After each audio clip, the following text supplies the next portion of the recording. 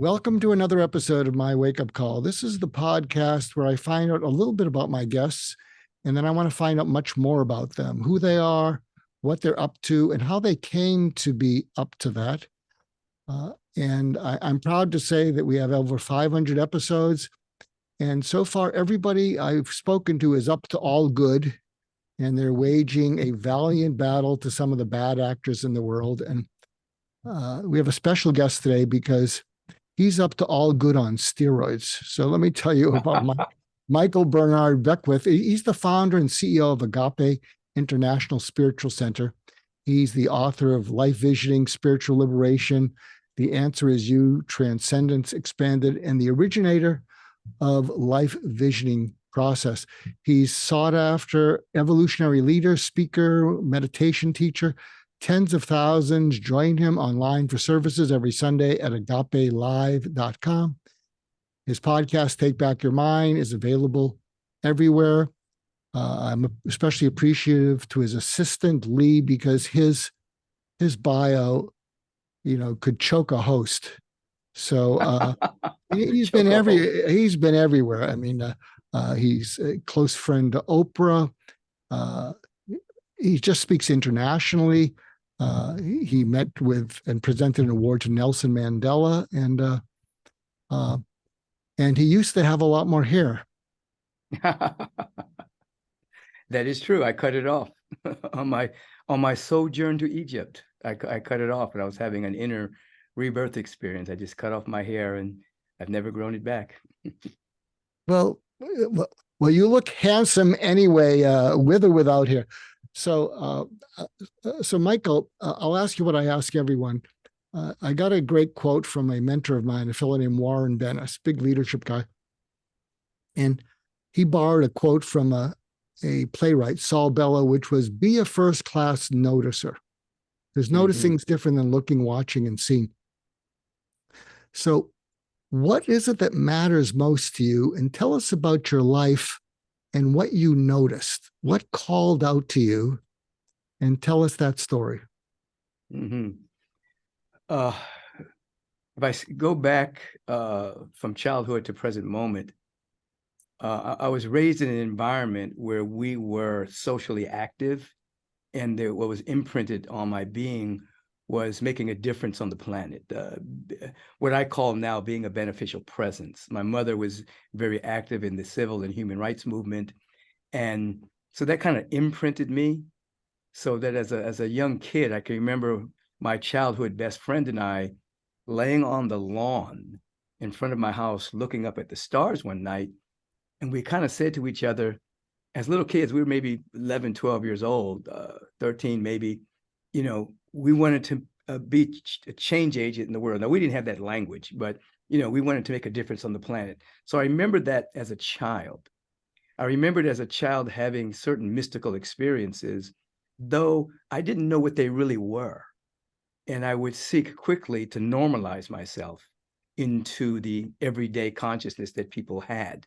But I remembered these experiences. I remembered as a little kid walking down the street, and suddenly, out of nowhere, I began to speak out loud affirmations. I, Michael, am confident. I'm Michael, make a difference on the planet. Now, I didn't know what affirmations were at that time, but as a kid, they just kind of spontaneously came out of me. I can remember growing a garden in the sixth grade, and I pulled a radish out of the ground. I bit into it, and I felt this radish contained everything in the universe. Again, I didn't have that language at the time. I just ran into my mom and was trying to explain to her that everything was in the radish. And she just nodded sweetly at me. But so fast forward into the future, I mean, I normalized those experiences, tucked them away somewhere, and there was a number of them. Till I am a junior, getting ready to be a senior, at USC. And I'm having a series of inner experiences that I'm considering them to be pathological. I was a psychobiology major. I was on the trajectory to go to med school. And I was having experiences, visions, hearing things, what we now know as astral traveling, things of that particular nature. And I had no information about any of this activity. So I basically thought something was wrong with me. And so it culminated with a lucid death experience. I was stabbed in the heart by two men held me down in this lucid dream. And one, I'm giving a Cliff Note version of the story because the dream lasted for months. But the culmination of the dream, I was stabbed in the heart and I died. And when I woke up, I could see that we were surrounded by, and I'll use the word I right now because this was a personal revelation that was happening. I was surrounded by this presence of love and beauty. The love penetrated my being. The beauty was indescribable, everything shining with such luminosity, such beauty. The lint in the rug was beautiful. I could see full spectrum without my eyes all the way around. And something had happened and the trajectory of my life changed. I went on a research to discover what had happened to me, because the individual pre-death, was one level of my personality. The individual after that death experience, my priorities totally changed. My priorities was about having a greater awareness of my oneness with this life essence. I didn't call it God. I was an atheistic, agnostic kind of person at the time. So I called this presence love beauty because of the love that I experienced and the beauty that was so powerful. I called this life presence love beauty. My life changed. And I began to research and bump back into the mystical teachings of Gautama the Buddha, Jesus the Christ, Walter Russell, Zoroaster, Howard Washington Thurman. There's a number of teachers that had passed on, but they became my teachers. They became my teachers. I could actually commune with these beings, and it changed the whole course of my life. And subsequently, as the years went on, I integrated this or expanded awareness. People liked being around me. They would say healings would happen and things of that particular nature. I changed my name from Michael. I had a spiritual name, and that I, after a couple of years, took back the name Michael. But that became like a foundational piece that launched me into being a beneficial presence from a coherent spiritual awareness. And subsequently, I mean, that was in the 70s, around 1974, 75. And subsequently, I've had more openings, more insights, more revelations throughout the years. But that was as an adult, that was the one that I could not get back in the box. As a kid, when I was having those mystical experiences, I would always find a way to shrink my awareness and normalize myself so I wouldn't seem weird to the kids and people around me. But after that experience in the 74, 75, I couldn't get back in the box anymore. I was a full-on aware that there was something beyond the physical. There was something beyond what we could see with our eyes, and my life took on a whole different course. Yeah. Wow. So that's the Cliff Note version of my awakening. That's a great Cliff Note version. I want to run something by you because this is a conversational podcast, and my guests often trigger things in me, and you have, and I have certain health issues, so I'm not going to live as long as I'd planned on it. And since I've discovered this, I bathe the people in my life with utter delight. Mm-hmm. I especially practice it on my young grandchildren. And they take a double helping of it because basically I'm ignored in my family. And but they're all functional and they interact with each other. And rather than feeling badly about being ignored, when I'm around them, I'm just there serene, and I'm waiting for my under 4 and under grandchildren to look at me. And when they look at me, I bathe them in utter delight. And when I'm practicing that, I'm not in touch with any ego in me. And my my egos help me be, accomplish things, achieve things. I like the feeling of adrenaline and momentum. But there's something about just bathing people in utter delight. And when they see it in your eyes, what it makes me realize is a lot of people don't feel enjoyed in their life. Mm-hmm. A lot of marriages end not because people stop loving each other, but they don't feel enjoyed by each other. Mm-hmm. And when you give the people you meet an experience of utter delight, I don't know. I'm going to ride this pony till the end. Well, yeah, I think that everyone who has had a near-death experience or had a big spiritual awakening, I call them near-life experiences, pretty much had the same testimony that our time on the planet is to perfect our loving, that everything else pales in significance. It's really about how much we love. So if you're bathing the people around you in delight, which is another name for love, and non-judgmentalism, you're basically living your highest purpose. Our purpose on the planet is to be in joy and to be in love for no other reason than we are alive, not to attach it to an accomplishment or something out there, but just the fact that we are alive. We get to what I call love to love. And when you love to love, rather than just having an object of love, well, I love that person, I love that person. But when we just love to love, and the way you're describing it, bathing someone in the light, that becomes an inner habit. And I call that mature loving, because we're not objectifying people. We're not loving people just because they love us. We're loving to love, which I believe is why we're on this planet, to perfect that ability, that willingness, that expansion. So regardless of how many years we have on the planet, how many years of life, loving to love puts more life in those years. Rather than having a whole lot of quantity of years, many people live a long time but don't have a lot of life in those years.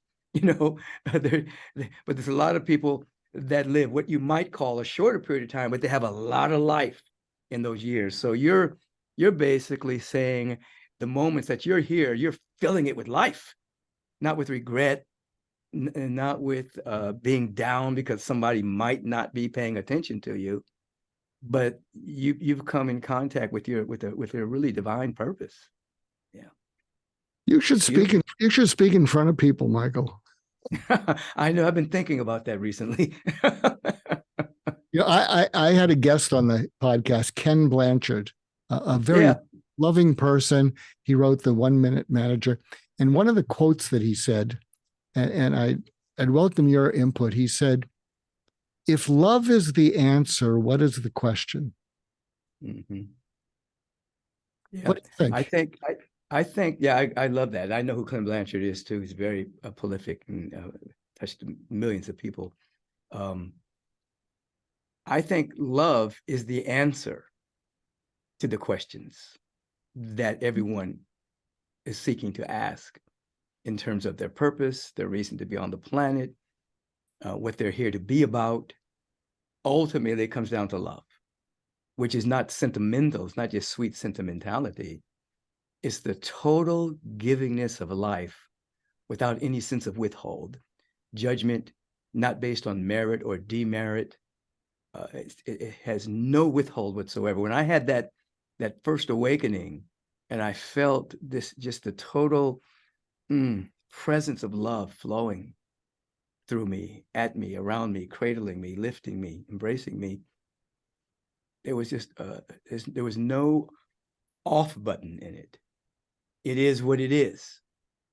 And I think we're seeking to have greater awareness of it, and then be the vessel for it, and then ultimately coming to an awareness that our life is an emanation of it, the same way that a wave is an emanation of the ocean. We are vehicles and emanations of love, intelligence, and beauty. Yeah. Can you share how? And I love everything you're saying. So you not only love to love, you're just wonderful about it. Can you talk about how loving our enemies is something we need to do? We may not want to do it. That said, we should protect ourselves from harm. But any thoughts about that in this divisive world? Absolutely. the teacher said, you know, it's well to love your friends, but it does, you go even deeper in your spiritual growth, development, and unfoldment when you love the so-called enemy. And that is, you break down in your awareness that there is no other. And you begin to be aware that as you do good, pray for and bless those that seek to do you harm, those that gossip about you, those that lie about you, those that steal from you, you're breaking free from the rancor, the resentment, the animosity, the poisonous chemicals that would go through your body temple by having an enemy. And at the same time, as you're entering into this non-judgmental state, because we're all holographic expressions of the one life, we're all connected, whether we are living in a world of separation in our mind or not, we're all connected. And so as I bless my enemy, I love my enemy, I'm on an inner level, breaking down that sense of separation. And as I rise in that awareness, I have the distinct pleasure of assisting them to break free from the hypnotism of separation as well. To love and bless your friends is good. The advanced course is to love and bless the enemies. That's when you really get the growth. You really get the growth.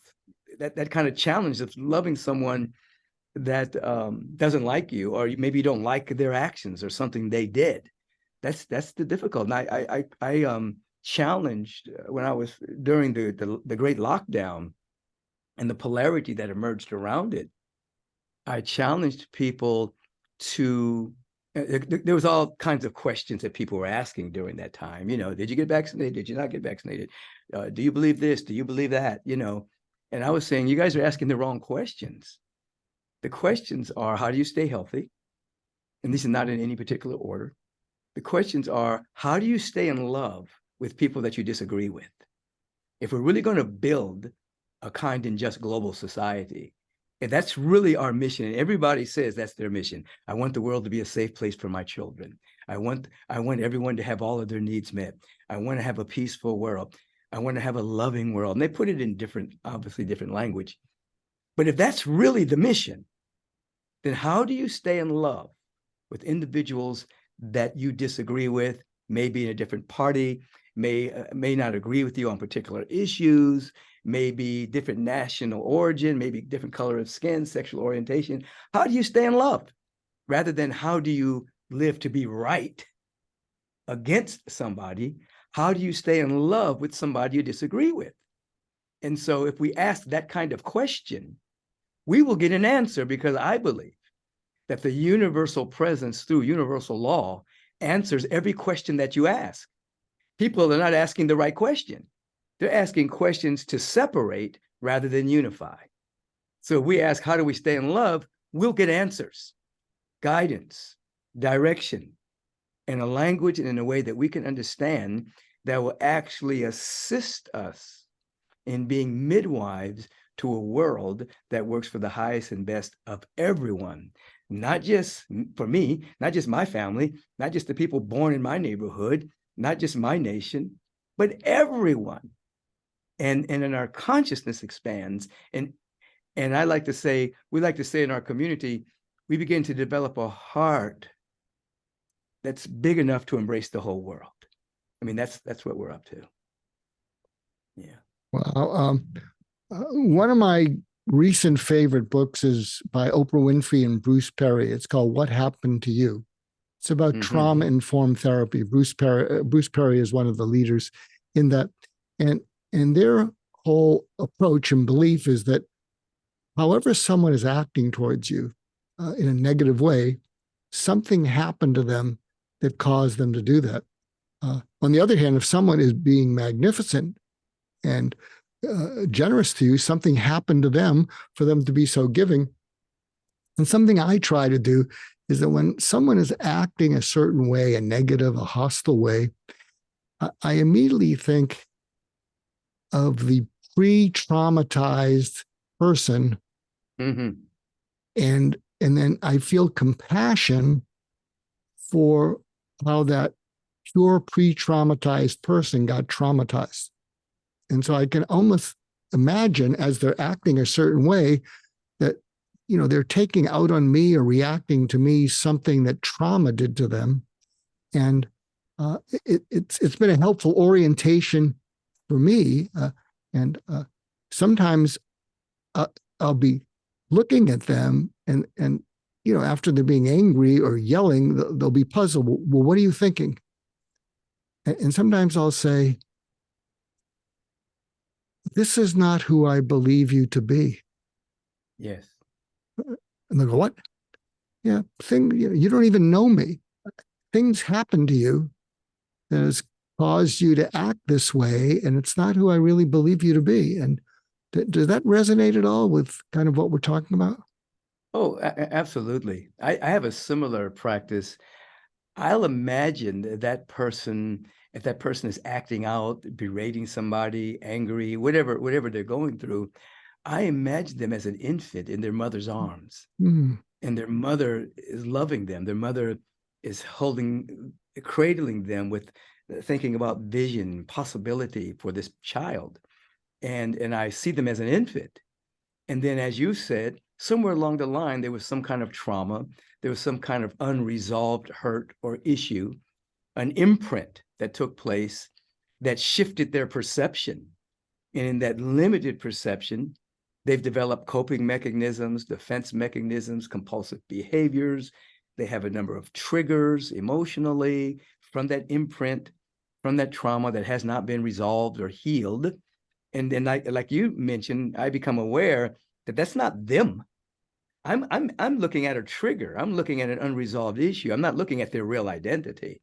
I'm looking at something that's not resolved, has not been healed yet. And so it keeps me from judgment. It keeps me from reacting. It keeps me from hating. It keeps me from putting them outside of my heart. Now, depending on the severity of their actions, I may not be around them. I may not take them to dinner, or something to that effect. They may not be my friend, but I'm going to the best of my ability, keep my heart pure and be aware that inside of all of those coping mechanisms, defense mechanisms, coping behaviors, triggers, there's a being there that's untouched by time or experience or perception. There's a part of us that's unhurt. And I train myself to see that part and to hold that vision in my awareness, which I also think is the gift and the challenge of parents to hold their kids like that when their kids have, quote unquote, gone astray from their highest and best interest, to keep holding that vision of the possibility of the part of them that's never been hurt to emerge and to sing its song, you see. Yeah. So it's a very similar practice. Yeah. I write a fair amount of, blogs and articles, and it seems like when I wake up every morning, it's Groundhog Day, and and things come to me. And something I'm working on is the relationship between coming from abundance and being trusting. Because I come from abundance. I live to give. In fact, I don't have an ask. I mean, people, and every day I make introductions, and given the stage of my life, since I'm not heard at home, I live to help younger people land in their future, who are up to good stuff, and I do everything I can to make it happen. And I realize I'm very trusting. And so I'm working on, and I know people who come from scarcity also are not trusting. Yes. So I'd welcome your thoughts on anything about coming from abundance and being trusting versus from scarcity. Yeah. We live in a sea of abundance, I mean, from the cosmos to the multidimensional universes, the galaxies that now telescopes are showing us there are trillions of galaxies throughout the cosmos that we can't even number them. There's so many. We have nature, we have living biology, us and other beings throughout the cosmos. You cannot count snowflakes. You cannot count the grains of sand. You can't count the blades of grass, the leaves on the tree, the roses. I mean, we're surrounded by abundance. Scarcity is mental. Scarcity is a belief. But you have an experience. I mean, you have a tendency to experience your belief. And so if you actually believe in scarcity, lack, limitation, which is what we're inundated with from the different levels of media, we're always inundated with scarcity. There's not enough this, there's not enough that, there's not enough time, there's not enough money, there's not enough jobs, not enough. So people unwittingly come into an awareness of scarcity and then live from that domain, think from that domain. And so they'll hoard, they won't be generous, they'll live a miserly life, they won't circulate energy. And so they end up perpetuating that particular experience. I can remember in 2008 when the financial debacle took place, based on the shenanigans that real estate folks and banks were doing with mortgages and things of that particular nature that helped fuel people losing their homes. And there was obviously a dip in the economy. And I can remember sitting in meditation, I asked the nature, is there a scarcity? And nature answered. Nature said, no, we're still growing grass. Avocados are still growing. Apples are still growing. Peaches are still growing. Fruits are still growing. Collard greens are still growing. There's no abundance. There's no scarcity anywhere. It's only in humans' minds about scarcity. An alien did not come to Earth and suck up all the money. This is, and when scarcity happens, people stop circulating energy. They hoard. And when there's hoard and stagnation, then there's the experience of lack. So Kahlil Gibran talks about the fact that the hands of the givers are never empty. That when an individual is generous, when they're in giving, and it doesn't even have to be money, it can be a smile, a live to give. It's one of our models at Agape. We give to live until we live to give. Mm-hmm. And then we discover that this universal presence via the universe is always shining and sharing and glowing. And then we discover we keep having more to give because our clenched hands can't be receptive to anything. Open hands allow for the flow to continue to occur. And then we discover that our legitimate needs are met and we're able to be of service to others. We're able to volunteer. We're able to share our substance, our ideas, our genius, our gifts, our talents. We live in a different world. I too live from abundance. I live that way. I was imprinted by my grandfather at a very small age. I was born in Washington, D.C., actually Bethesda, Maryland, in the Naval Hospital, but lived in D.C. Moved to Los Angeles at a young age. My father moved the family out to Los Angeles.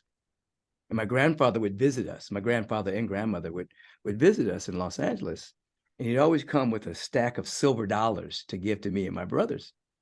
But before he would give us the silver dollars, he would give us a lecture. Little kids.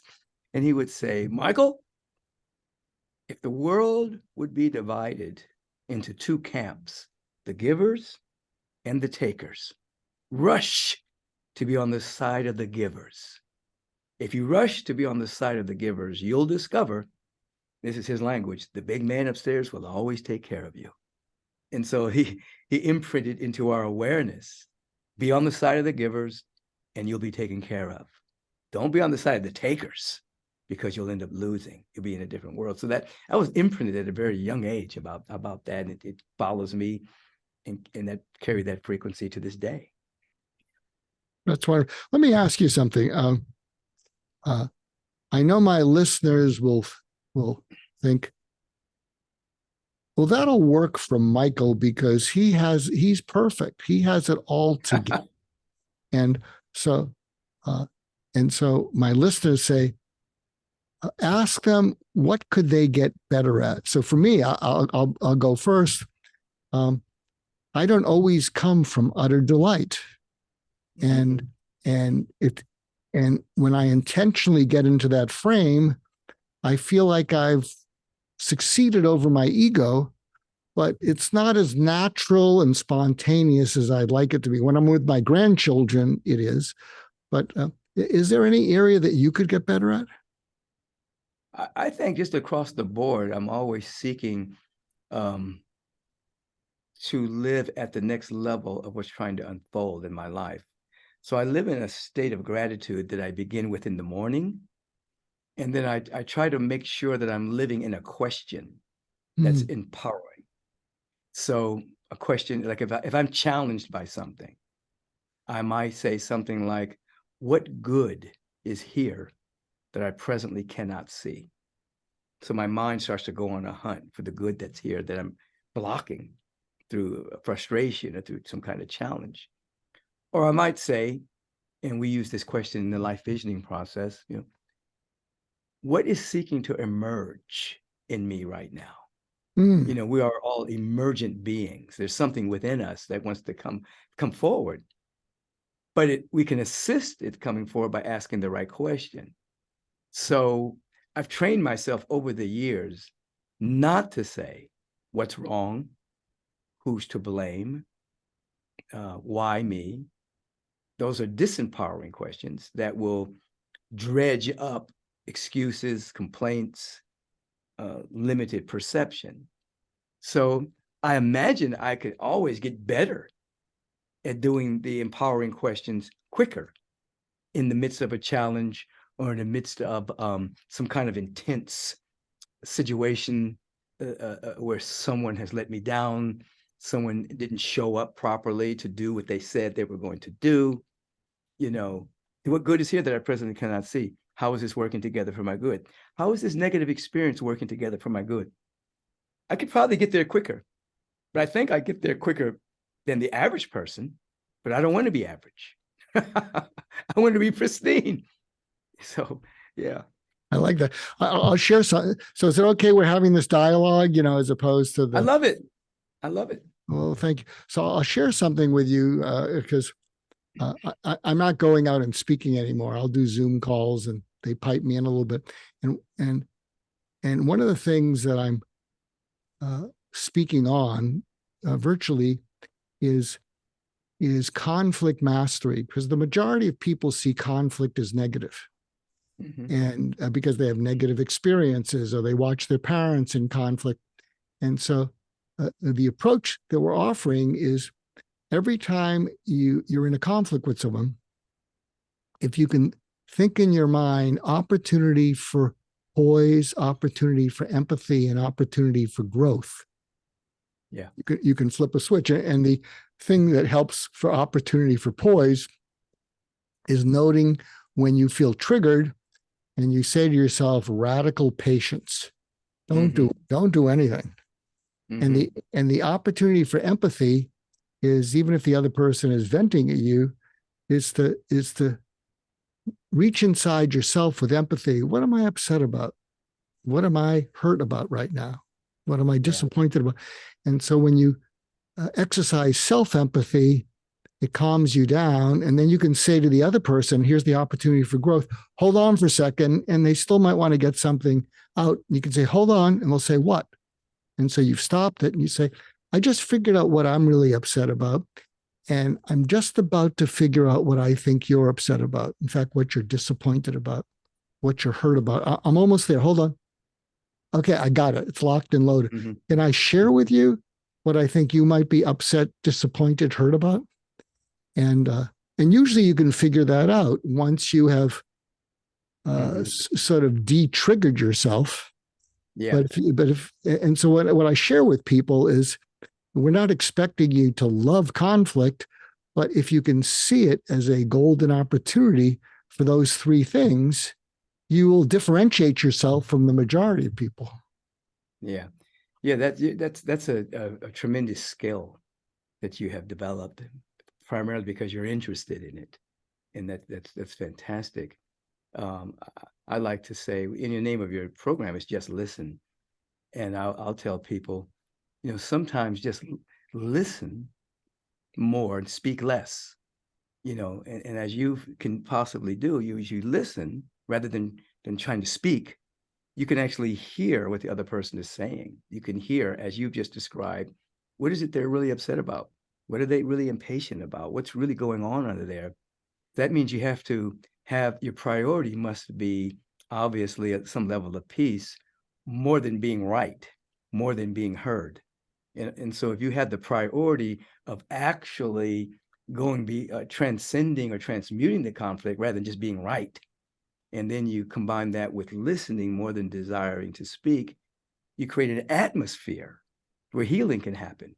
And then both parties can be heard, both parties can speak. But if both people are trying to speak, this is what I think, this is my opinion, this is my point of view, nothing gets done. Both people say what they have to say, they vent, and they go on. But if just one person, it doesn't take two to tango, it only takes one. If one person becomes willing to listen and not have the priority to be right, it can change the whole atmosphere. Yeah. I had I used to have breakfast with Larry King every morning over in Nate Nowell's and Beverly Hills, and it was a quirky group. We would just meet there every morning, and one of the things that came out in one of our conversations is you can't be curious and furious at the same moment. Ah, that's interesting. And I think that's true. I mean, if you can be openly curious with the beginner's mind, it's sensory. You're taking it in, whereas furious is you've been triggered and you're going to retaliate. It's like a motor response, and yes. and I think that's a good adage to live by. I want to share something else, if that's okay, because you're triggering a conversation. I hope. I mean, I'm learning. I hope this is offering you something.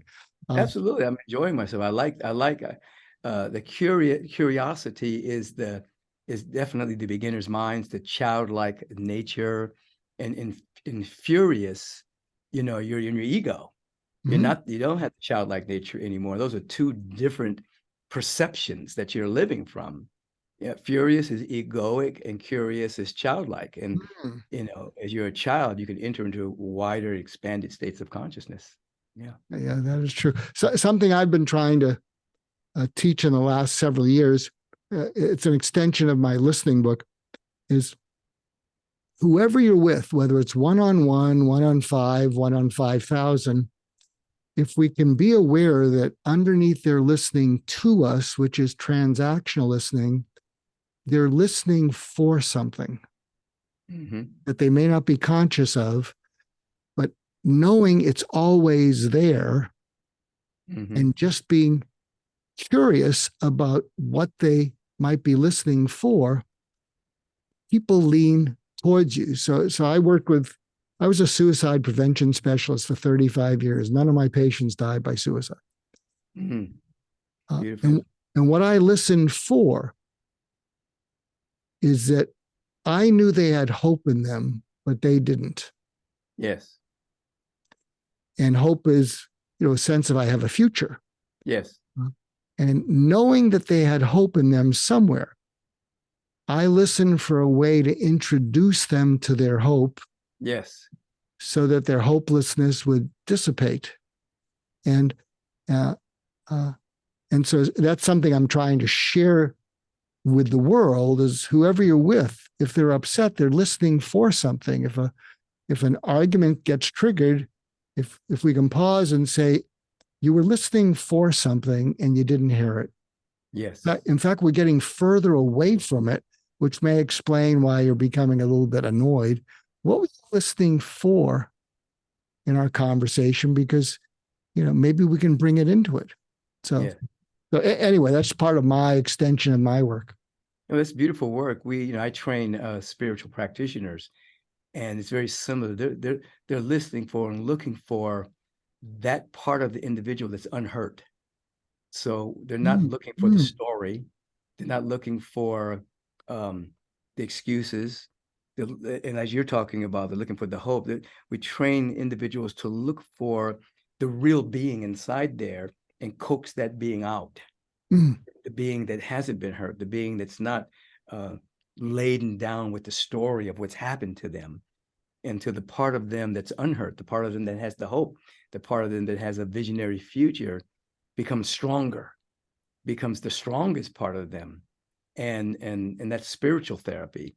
Whereas oftentimes traditional therapy is taking people back into what's wrong, what happened to them, why are they having issues, and sometimes they never get to the place within them, because many people don't have the belief that there's something beautiful about us intrinsically, beyond biological determinism and DNA and all of that. There's something about us that's magnificent.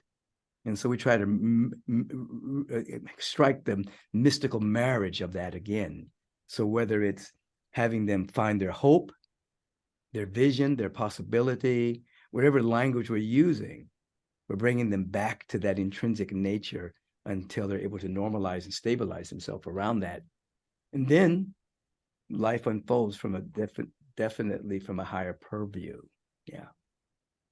Yeah, I've recently been seeing some people who are, kind of failure to launch, middle 30 children of some wealthy families, and the families are wondering, well, what are you going to do? What are you going to do with your life? And they often have very accomplished parents. And I've kind of flipped the switch, because even though I was brought in, help them figure out what they're going to do from the get-go, all I care about is their well-being. Mm-hmm. I mean, there's not an ounce of me. I mean, I might be curious what they're going to do, but and that has liberated them, because they have not experienced someone who is purely caring about their well-being, yes, as opposed to their human doing. Yes. They can't quite believe it, and they think I must have some agenda, or I'm some hired henchman from their parents. And then when they give up on that, it's amazing how liberating that is when people feel that you care about their well-being, as opposed to judging them and their performance and such and that sort of thing. And yeah, well, that's sometimes it's difficult for a parent to carry the field of unconditional love. They love the kids, but it's conditional. They want them to graduate from high school, graduate from college, have a good job, make some good money, have a good husband or a good wife, have some grandkids. They have this whole agenda for them lived out, and all the conversations and all the unconscious nonverbal conversations, the cues, are about what you just said. They want them to do something worthwhile to make them proud. And oftentimes the child doesn't feel just loved and appreciated just for being. And oftentimes the grandparents do that. The grandparents will come visit, and they'll hold that space of just loving the person. And then that person seems to flourish in their presence, because there's no resistance to the parental fantasy. There's just love. So you're coming in with that dynamic, and there's no resistance, nothing to fight against. Oh, he's not trying to tell me to go get a PhD or go to med school, or he's just concerned about who I am. So when the resistance goes, now they can find their dharma. They can find their particular gift. It may not be what their parents did, and begin to nourish that gift and walk in the direction of their own dreams. But parents, they don't give a manual. They get a manual on how to raise kids often, and they kind of repeat what their parents did to and for them. And sometimes we have to take a step back and just love. Yeah. Love and listen. Are you familiar with the term abreaction? Say it again. Abreaction? Abreaction? No, I'm not. Abreaction is the feeling and then the expression of repressed feelings. Oh, abreaction. Okay. I mean, look, I got in my training.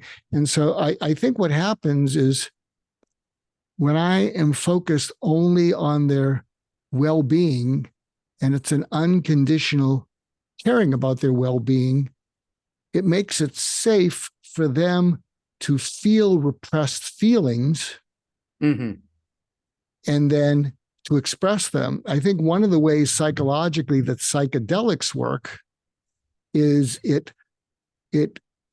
you let go of control because it's taken away from you, and it frees all this repressed stuff that's in you. Yeah. But I think it's also, it frees it, but you express it. Even, you describe to the shaman or the therapist, what's going on. I think if you just kept it in your head and it was circling there, it might not be as positive. And I think when we give people unconditional love and safety, that you can do no wrong, in my eyes, it spontaneously frees stuff that they've been sweeping under the rug. I remember years ago, I saw a client who was this kind of high-performing alpha woman, dynamic, really liked that energy. And I said to her, I think I know what you're most afraid of, and it's not being criticized, marginalized, or put down. You don't like that stuff, but you're in a tough industry, you're used to it. And she says, well, what am I afraid of? She stuck her chin out at me. And I said, I think you're afraid of feeling unconditionally safe and unconditionally loved. And there's nothing you can do to lose it. And there's nothing you can do to earn it. Right. And she looked at me and she paused, and then her eyes filled up with tears. And then she started sobbing. She collapsed on the couch to her side. The mascara ran. And she sobbed for 5 minutes. And then she got up, and her face, she looked like the Joker in Batman. And but she was smiling. Right. And she said, you just hit a nerve that is so deep and so far away and so true. She said, you're right. I don't feel safe. I feel, and then if I have to earn it, it doesn't feel safe. Mm-hmm, mm-hmm. And I'm a fighter, but I'm exhausted. Mm-hmm. Yeah. So yeah. Anyway, thank you for letting me take up some of your time with some of my that's shtick. fine. Let me just ask you this question. So abreaction is actually the reaction of releasing the repressed or suppressed emotions in an environment of non-judgmentalism or love. That's what abreaction is. That's right. Yeah. Okay. Yeah. In fact, I think there's something healing and curative about that. If you can create an environment in which it's safe for what they've repressed to become unrepressed, because at some level it's holding them back. Oh, absolutely. And then you seem curious and interested in their expressing it. So you're not just going to free it and then not be interested in their expressing it. And when they can express it into you, and they look at you like, you really care about what I'm saying. You really care about what I'm feeling. Right. And then it just changes something inside them.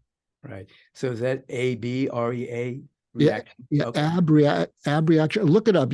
Do a whole sermon on it. You'll yeah. Well, I add it because we teach that, but I never use that language. So I can bring that language into my spiritual practitioner training. Oh yeah. That's exactly what they're trained to do, to sit with individuals with a non-judgmental, transpersonal love. Mm-hmm. The individual feels comfortable enough to release that which is being repressed or suppressed, and also to touch the place within them where they've never been hurt, harmed, or endangered in any way. So I like that language. Mm-hmm. Well, before you can return from the repressed, you have to have some experience of the return of the repressed. Mm-hmm. And the return of the repressed is the feelings coming up so that you can experience them in a safe environment. Right. And then express it. Right. No longer repressed, so that they can be set free and be transmuted into higher frequencies. Because as long as they're repressed, they're causing problems.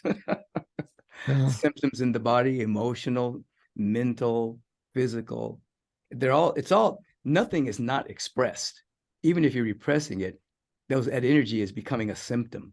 It's becoming toxic chemicals. It's becoming perception. So it is being expressed some way. So in coming out through this way, it's healthy, and you get to be a part of your own change and transformation. Yes. Absolutely. Well, you've been a real gift, Michael, to my listeners and to me. you're mesmerizing, but you're not like Mesmer.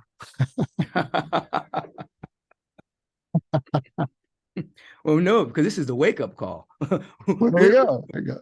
We don't want people to sleep. We want them to wake up to their glorious nature and the field of infinite possibilities that are surrounding them. It's infinite. Choose one. Choose one. Absolutely. So where can people find out more about you and Agape and everything you're doing? They want to see me on a regular basis at Agape. I speak 3 services on Sunday, 6:45 a.m. Pacific time. I do a way of meditation service.